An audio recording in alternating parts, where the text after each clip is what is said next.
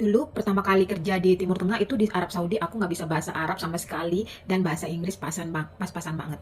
Terus gimana dong mau kerja tapi bahasanya kurang? Emang bisa? Ya, buktinya sampai sekarang. Dulu waktu di Kuwait, di Saudi 1 tahun, terus aku balik lagi ke Timur Tengah tapi di Kuwait, kan buktinya bisa-bisa aja. Ya, balik lagi, kuncinya adalah ya jangan pernah takut nyoba, jangan pernah takut salah. Ya, harus tetap memperbaiki diri, harus tetap belajar. Jadi dulu aku inget banget waktu aku di Saudi itu bahasa Inggris aku bener-bener nol, nol, nol nolnya, nggak bisa sama sekali bahasa Arab. Ya bahasa Arab, bahasa Inggris bisa lah sedikit-sedikit, itu juga cuma sedikit-sedikit. Tapi kenapa bisa sampai 1 tahun di sana dengan bahasa yang sangat terbatas, dan pada saat itu aku bekerjanya di rumah sakit besar, di rumah sakit provinsi, yang mana kita merawat, aku itu waktu itu aku dinasnya di ruang rawat inap. Jadi di sini tuh teman-teman, kalau kita nggak bisa ini ke pasien ya, maksudnya kalau ke pasien itu kalau kita nggak bisa bahasa Inggris atau nggak bisa bahasa Arab, mereka kebanyakan nggak ambil pusing teman-teman.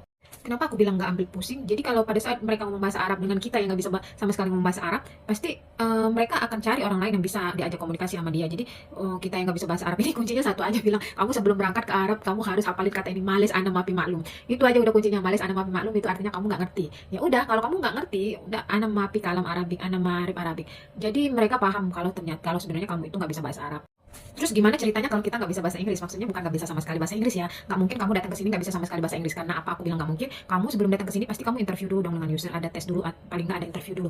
Interview dengan user itu pasti kamu ngomongnya bahasa Inggris. Nah, jadi paling nggak kamu itu ada sedikit bisa bahasa Inggris walaupun nggak banyak ya. Tapi bisa kok. Di sini kalian itu akan terbiasa karena setiap hari mendengar. Kuncinya adalah setiap kali mendengar ataupun setiap kali komunikasi dengan teman atau sesama rekan kerja atau siapapun, sesama kolega kita berkomunikasi dalam bahasa Inggris, apa kata atau kalimat yang kamu nggak tahu itu harus kamu langsung tahu, langsung kamu cari tahu artinya dan harus kamu ingat. Jadi itu tips kamu biar cepat bisa improve bahasa Inggrisnya.